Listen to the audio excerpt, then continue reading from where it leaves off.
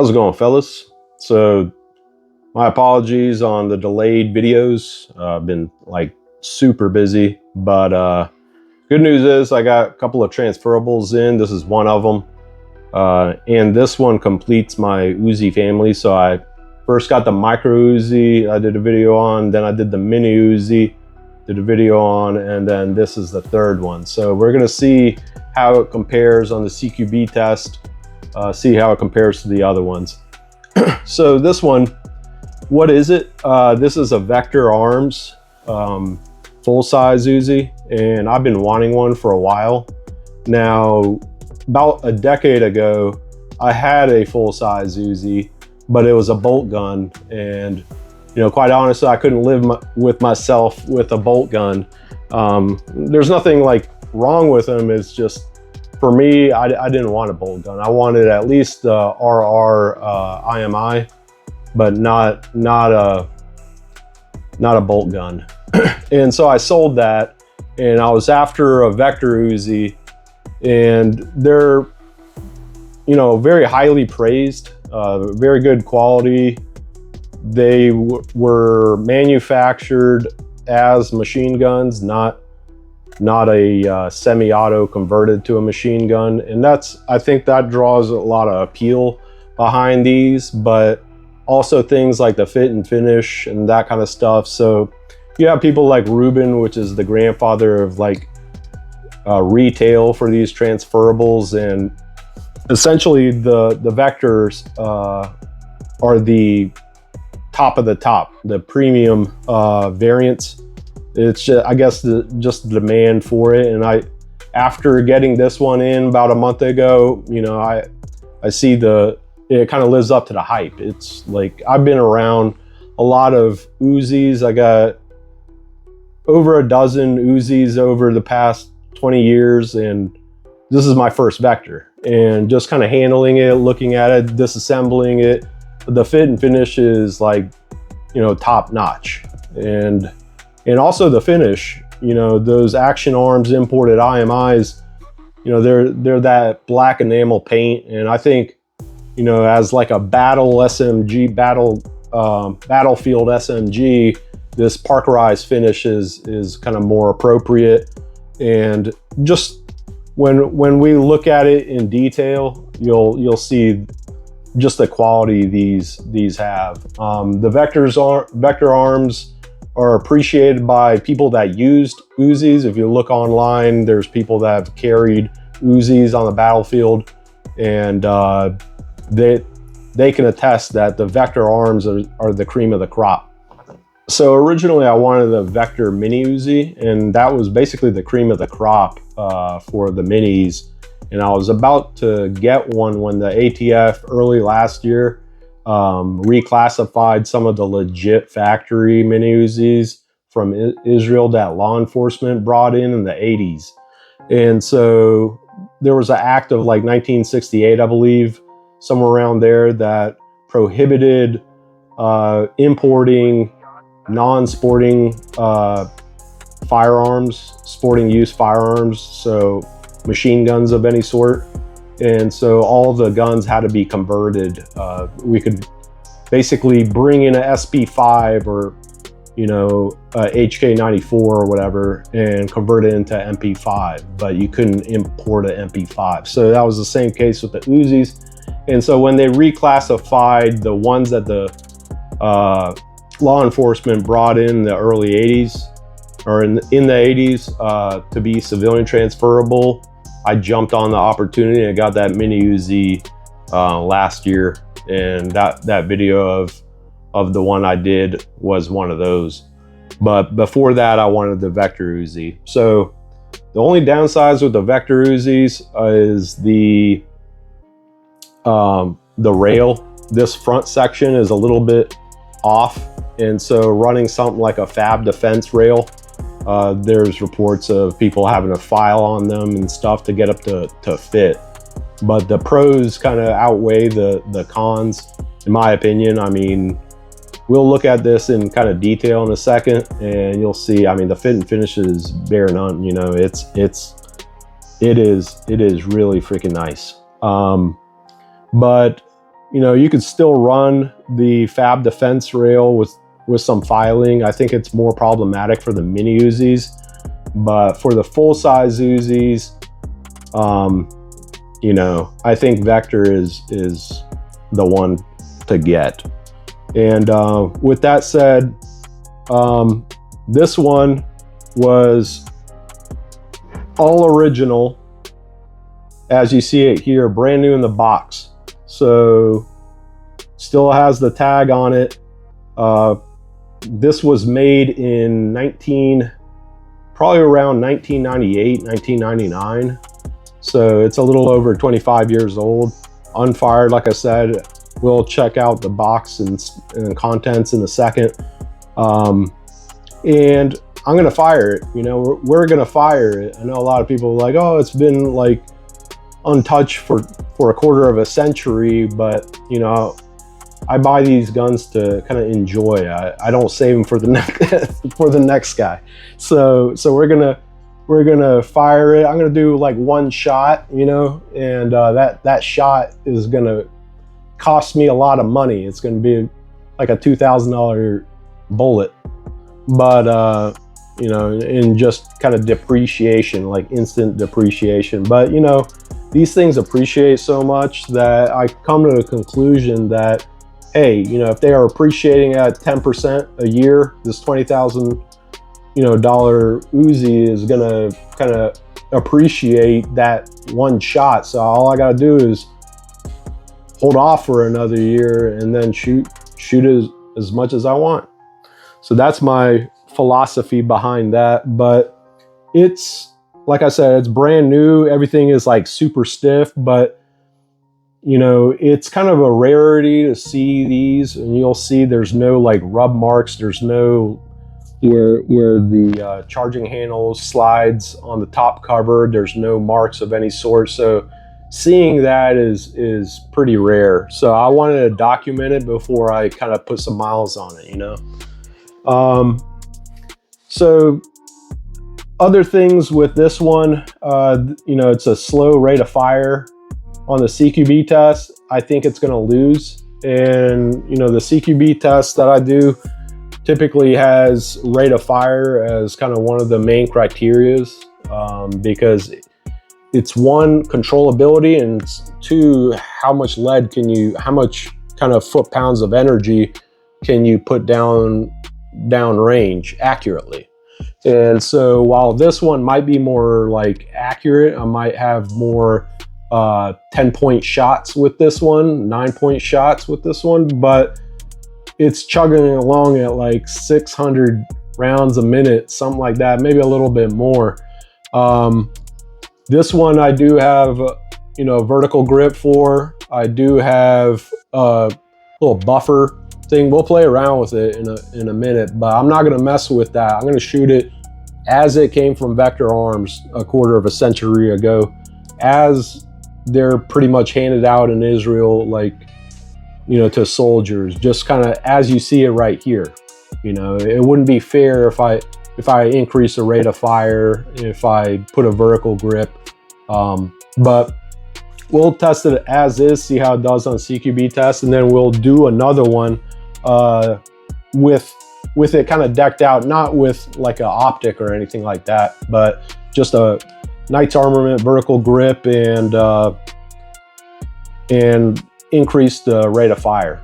So with that, I'd say loop around and let's check this thing out. I'm gonna, you know, I didn't want to like give an intro with the box kind of closed, talking to myself. So I'm gonna box it up so we can unbox it. So it's time for the unboxing. I went ahead and boxed everything up just so we can unbox it together. So before I unbox it, this is how the Vector Arms Uzis came. They came in a kind of unbranded, plain whiteboard box with the last 4 digits of the serial number on the front and side, or top and side. And inside, you had a warranty card, which I'll let you pause and read that if you wish. and then a operations manual, user manual. So this was actually pretty, I was looking through it and it's pretty thorough. It has the history of the Uzis and, you know, exploded views and parts list and disassembly, field stripping, all that kind of stuff. So it's pretty thorough, quite nice. Now let me give you some history on Vector. You know, I'm not gonna say too much about them, but so Vector Arms was created by a guy named Ralph Merrill, and he's a very colorful character. And so he started Vector Arms in 1993.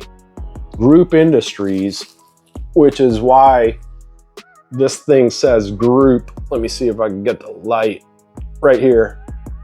Group Industries went bankrupt in 1995.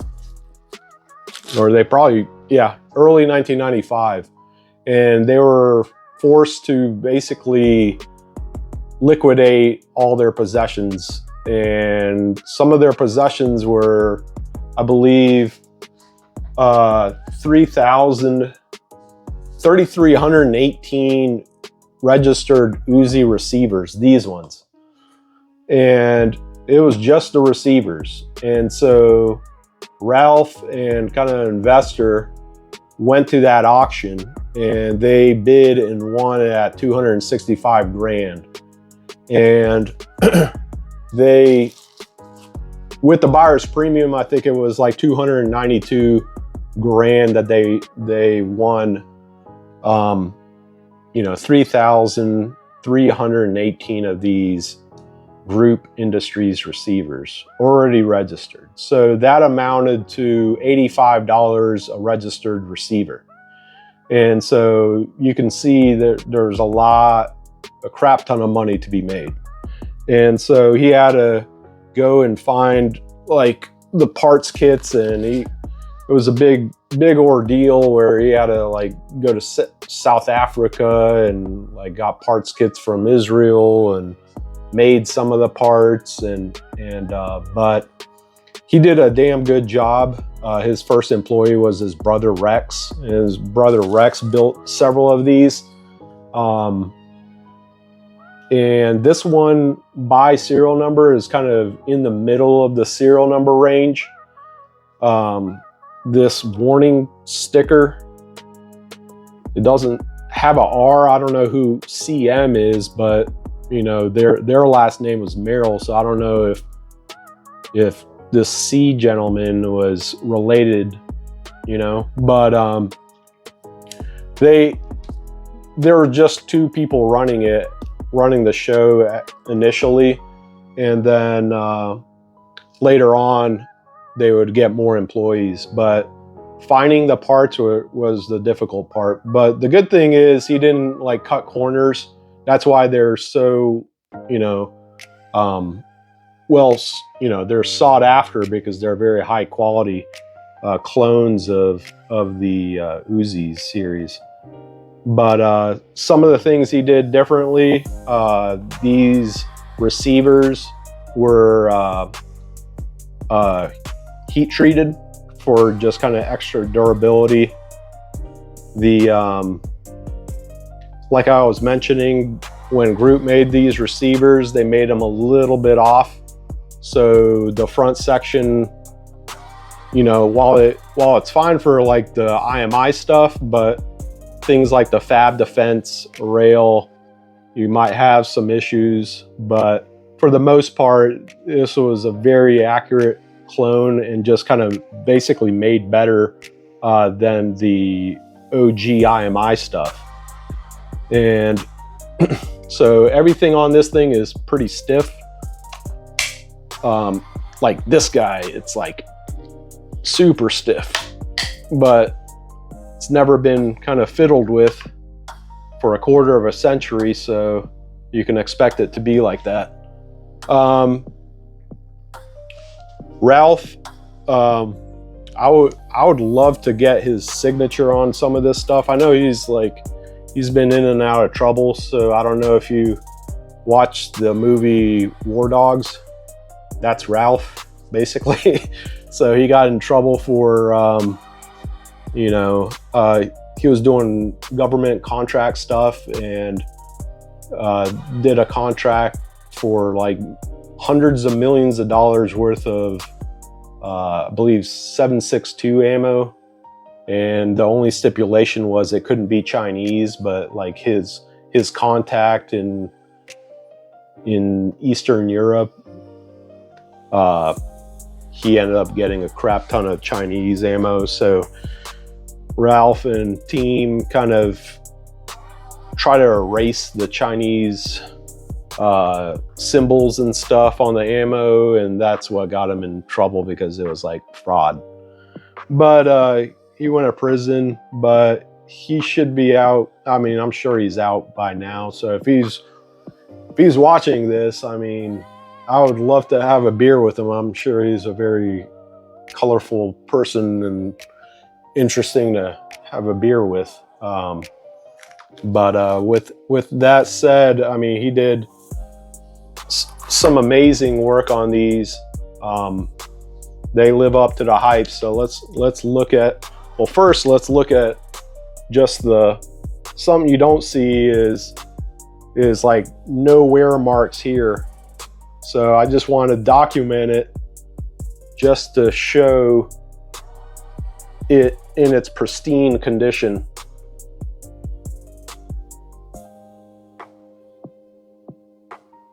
And that's where the Vector Arms right here, and then Group Industries right there.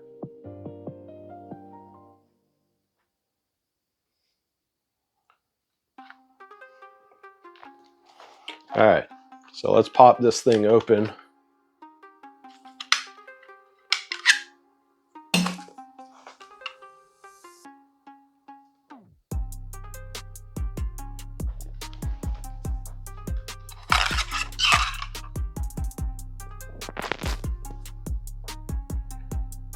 Just kind of look at it.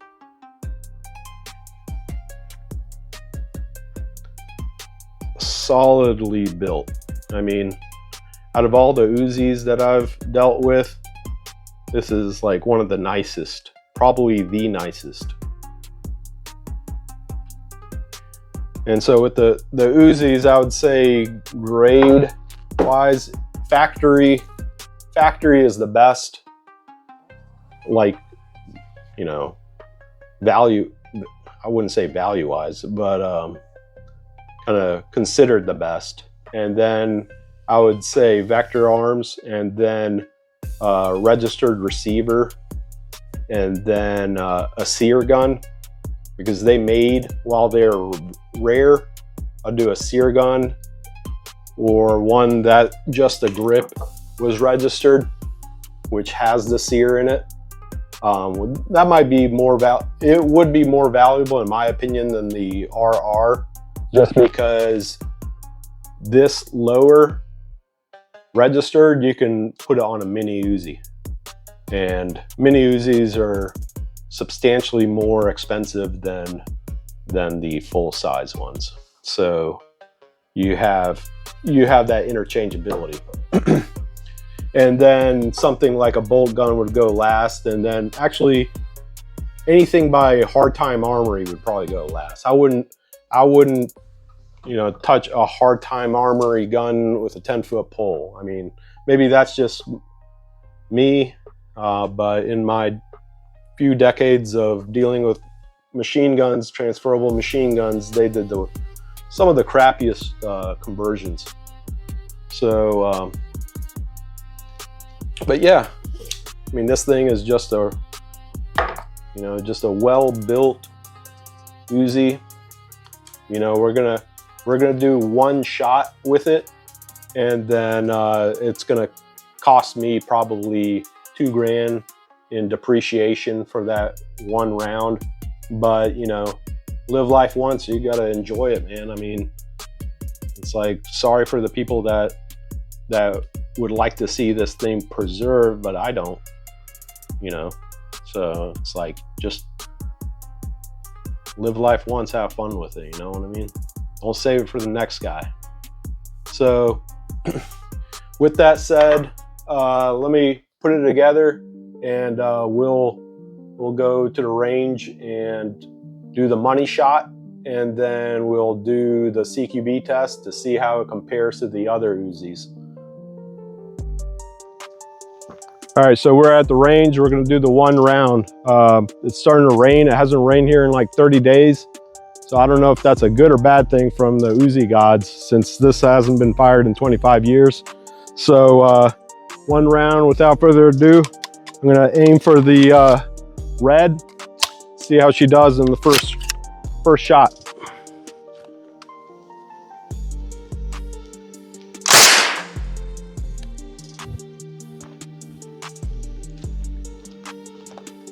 Not bad.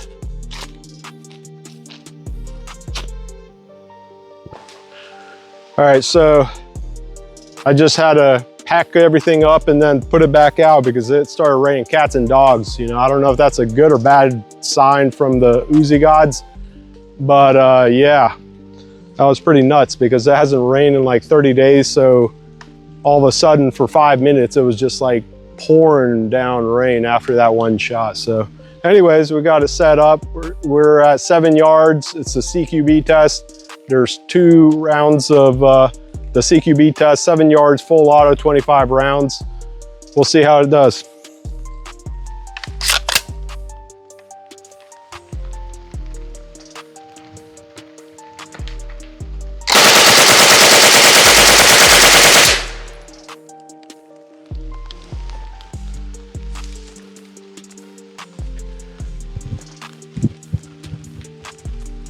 Not shabby at all.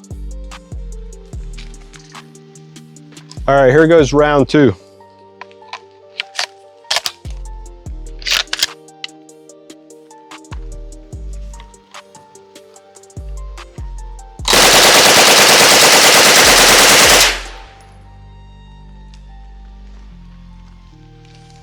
This thing is controllable, very, very controllable. Slow rate of fire, but look at that. That's the best I've done thus far out of any of the sub guns. All right, so we're gonna increase the rate of fire to even the playing field with this guy. And we're gonna do that by just plopping this guy in. I'll do it off camera, but we'll also install this, which I don't see why we couldn't install that on camera, but it's a Knight's Armament I put on the rail like 5 minutes ago. It's just 2 set screws that kind of lock it into the factory bayonet lug, but it gives it a pretty badass look. I mean, pretty freaking sweet. So we'll see if the increased rate of fire and the vertical grip gets us anything on the CQB test. Rain is really coming down pretty hard right now. I guess the Uzi gods really didn't want us to mess with the rate of fire on their precious full size. So I had to take out that block because it was not allowing the bolt to drop. And so we might as well test it since I got the target up anyways, see if there's a difference with the vertical grip as far as controllability. I don't think there is because the low rate of fire, but might as well.